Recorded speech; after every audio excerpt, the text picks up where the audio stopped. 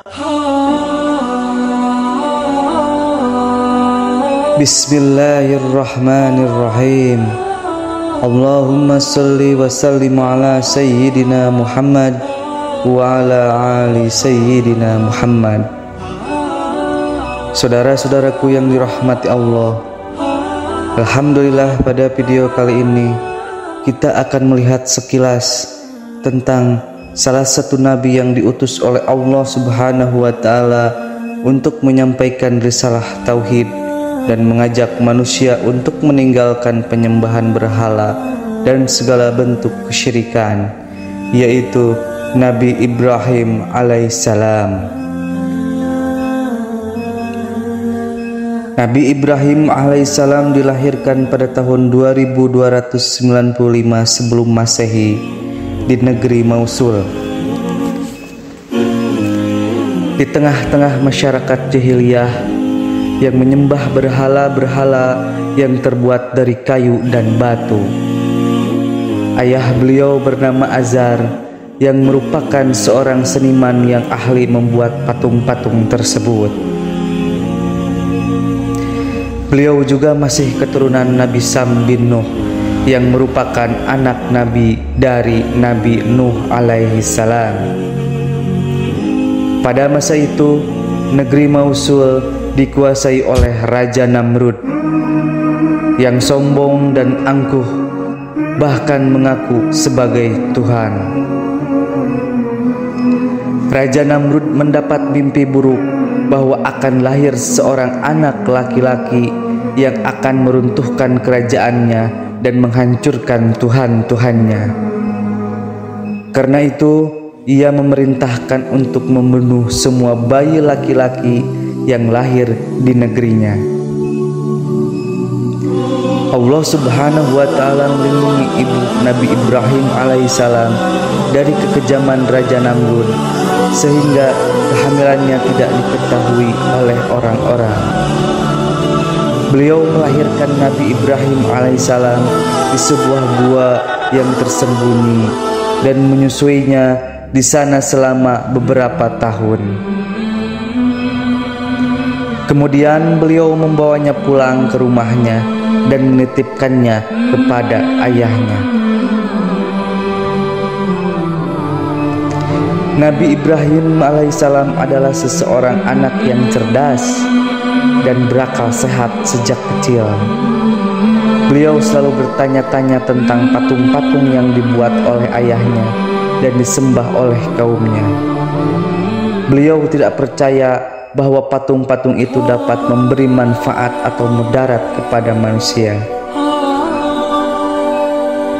Beliau juga tidak percaya bahwa Raja Namrud adalah Tuhan, karena ia hanya seorang manusia biasa. Beliau mulai mencari tahu tentang Tuhan yang sebenarnya, yang menciptakan langit dan bumi, matahari dan bulan, bintang-bintang, dan segala makhluk. Beliau mengamati alam semesta dengan teliti dan mendapati bahwa semua ciptaan Allah Subhanahu wa taala bersifat fana dan berubah-ubah.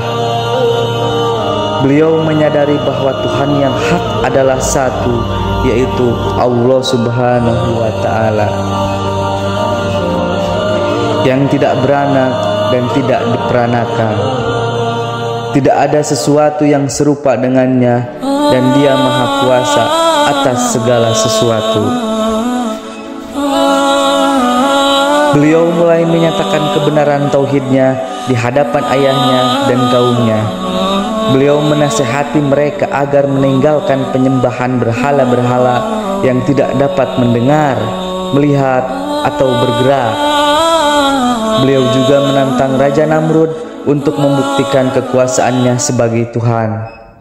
Namun ayahnya dan kaumnya tidak mau mendengarkan nasihat Nabi Ibrahim alaihissalam, bahkan marah dan mengancamnya. Nabi Ibrahim alaihissalam mendapat banyak ujian dari Allah Subhanahu wa taala dalam perjuangannya menyebarkan risalah tauhid.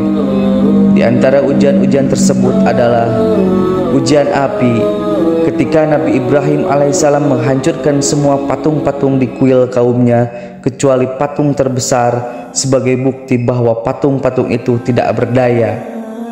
Kaumnya marah besar dan memutuskan untuk membakar Nabi Ibrahim alaihissalam hidup-hidup di dalam api yang besar. Namun Allah Subhanahu wa Ta'ala menyelamatkannya. Beliau dengan menjadikan api itu dingin dan damai bagi beliau. Kemudian ujian hijrah. Ketika Nabi Ibrahim alaihissalam tidak berhasil mengajak kaumnya beriman kepada Allah Subhanahu wa Ta'ala, beliau memutuskan untuk hijrah meninggalkan negerinya bersama istrinya Sarah dan keponakannya Lut. Beliau berkelana ke berbagai negeri seperti Mesir, Palestina, Suriah, hingga Mekah. Ujian istri kedua, ketika Nabi Ibrahim alaihissalam dan istrinya Sarah berada di Mesir, mereka bertemu dengan Raja Fir'aun yang terpesona oleh kecantikan Sarah. Raja Fir'aun ingin mengambil Sarah sebagai istrinya, tetapi Allah Subhanahu wa Ta'ala melindungi Sarah dengan mengirimkannya malaikat Jibril yang menampar Raja Fir'aun setiap kali ia mendekati Sarah. Akhirnya Raja Fir'aun melepaskan Sarah dan memberinya seorang budak perempuan bernama Hajar sebagai hadiah. Sarah kemudian menyerahkan Hajar kepada Nabi Ibrahim alaihissalam sebagai istri keduanya. Kemudian ujian anak. Ketika Nabi Ibrahim alaihissalam sudah tua dan belum memiliki anak, Allah Subhanahu wa Ta'ala mengaruniakan beliau seorang anak laki-laki dari istrinya Hajar yang bernama Ismail. Nabi Ibrahim alaihissalam sangat bahagia dan bersyukur atas nikmat Allah Subhanahu wa Ta'ala. Namun Allah Subhanahu wa Ta'ala kemudian memerintahkan beliau untuk mengorbankan anaknya Ismail sebagai ujian bagi keimanannya. Nabi Ibrahim alaihissalam dan Ismail pun bersedia menaati perintah Allah Subhanahu wa Ta'ala dengan penuh kesabaran dan ketawakalan. Namun ketika Nabi Ibrahim alaihissalam hendak menyembelih Ismail, Allah Subhanahu wa Ta'ala menggantikan Ismail dengan seekor domba yang disembelih sebagai kurban. Allah Subhanahu wa Ta'ala pun memuji keikhlasan dan ketaatan Nabi Ibrahim alaihissalam dan Ismail dan memberikan beliau seorang anak laki-laki lagi dari istrinya Sarah yang bernama Ishak. Kemudian beliau memujikan mendapatkan ujian pembangunan Ka'bah. Ketika Nabi Ibrahim alaihissalam dan Ismail sudah dewasa, Allah Subhanahu wa Ta'ala memerintahkan mereka untuk membangun Ka'bah di Mekah sebagai rumah ibadah pertama bagi umat manusia. Nabi Ibrahim alaihissalam dan Ismail pun bekerja keras untuk mengumpulkan batu-batu dan menempatkannya sesuai dengan petunjuk Allah Subhanahu wa Ta'ala. Setelah Ka'bah selesai dibangun, Allah Subhanahu wa Ta'ala memerintahkan Nabi Ibrahim alaihissalam untuk menyeru manusia untuk datang berhaji ke Ka'bah. Nabi Ibrahim alaihissalam pun menaati perintah Allah dengan mengumandangkan azan yang didengar oleh seluruh makhluk di bumi dan di langit. Sejak saat itu, Ka'bah menjadi tempat suci bagi umat Islam yang datang dari berbagai penjuru dunia untuk melaksanakan ibadah haji. Kemudian beliau mendapati ujian debat dengan kaumnya. Ketika Nabi Ibrahim alaihissalam kembali ke negerinya setelah membangun Ka'bah, beliau masih berusaha mengajak kaumnya untuk beriman kepada Allah Subhanahu wa Ta'ala dan meninggalkan penyembahan berhala-berhala. Namun kaumnya tetap keras kepala dan tidak mau mendengarkan nasihat Nabi Ibrahim alaihissalam. Mereka bahkan mencela dan menghina Nabi Ibrahim alaihissalam dan Tuhan yang beliau sembah. Nabi Ibrahim alaihissalam pun membantah mereka dengan argumentasi yang logis dan tegas. beliau menunjukkan bahwa berhala-berhala itu tidak dapat memberi manfaat atau mudarat kepada siapapun. Sedangkan Allah Subhanahu wa Ta'ala adalah pencipta dari pemberi rizki bagi semua makhluk. Beliau juga menunjukkan bahwa Allah Subhanahu wa Ta'ala adalah Tuhan yang menguasai langit dan bumi, matahari dan bulan, bintang-bintang dan segala yang ada di antaranya.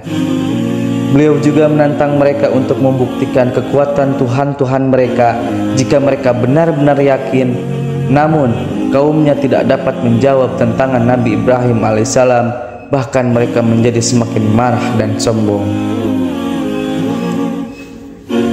Saudara-saudaraku yang dirahmati oleh Allah Subhanahu wa Ta'ala, Nabi Ibrahim alaihissalam wafat pada usia 175 tahun di negeri Palestina. Beliau dimakamkan di samping istrinya Sarah di Gua Makhfela di Hebron. Beliau meninggalkan keturunan yang mulia dari anak-anaknya Ismail dan Ishak yang menjadi nenek moyang para nabi dan rasul setelahnya. Di antara keturunan beliau adalah Nabi Musa, Nabi Daud, Nabi Sulaiman, Nabi Isa, dan Nabi Muhammad sallallahu alaihi wasallam. Nabi Ibrahim alaihissalam adalah teladan bagi umat Islam dalam hal keimanan, ketaatan, kesabaran, pengorbanan, dan keikhlasan dalam mengabdi kepada Allah Subhanahu wa Ta'ala. Beliau juga disebut sebagai Al-Khalil, yaitu kekasih Allah Subhanahu wa Ta'ala, karena kedekatan dan kecintaannya kepada Allah Subhanahu wa Ta'ala. Allah Subhanahu wa Ta'ala berfirman dalam Al-Quran yang artinya, dan ingatlah ketika Ibrahim diuji oleh Tuhannya dengan beberapa kalimat perintah dan larangan, lalu Ibrahim menunaikannya. Allah berfirman, sesungguhnya aku menjadikanmu imam bagi seluruh manusia. Ibrahim berkata, dan jadikanlah imam juga dari keturunanku. Allah berfirman, perjanjianku tidak akan sampai kepada orang-orang yang zalim. Quran Surat Al-Baqarah 124. Dan siapakah yang lebih baik agamanya daripada orang yang ikhlas menyerahkan dirinya kepada Allah, sedangkan dia mengerjakan kebaikan dan ia mengikuti agama Ibrahim yang lurus, dan Allah menjadikan Ibrahim sebagai kesayangannya. Quran Surat An-Nisa 125.